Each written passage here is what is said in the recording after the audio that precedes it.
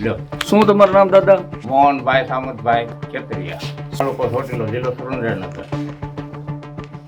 હવે પણ આ વસ્તુ કોઈ કાંઈ બનશે નહીં, અને બનશે તો અમે તમને જાણ કરીશું.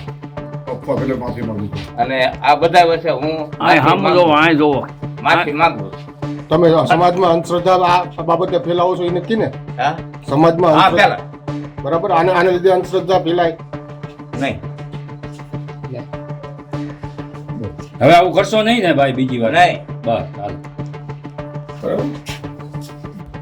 સુરેન્દ્રનગર જિલ્લાના ચોટીલા પાસેના ત્રંબોડા ગામમાં છેલ્લા 3 દિવસથી ઘરમાં પથ્થર પડવાની ઘટના બનતી હતી અને અવિરત નળિયા ઉપર પથ્થર હતા પણ નળિયાને કોઈ પણ બ્રેક લાગતો નહોતો, તૂટતા નહોતા અને ચમત્કારિક ઘટના ગણી અને એક વાયરલ કરવામાં આવેલું.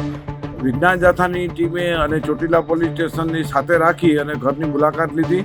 આ સમગ્ર ઘટના છે માનવીય કૃત્ય હતું, ધાર્મિક સ્થાન ઊભું કરવાનું ગતકડું હતું, ફંડપણા માટેનું તિકડમ હતું અને અંધશ્રદ્ધા ફેલાવવા અને અફવા ફેલાવવી કાનૂની અપરાધ છે.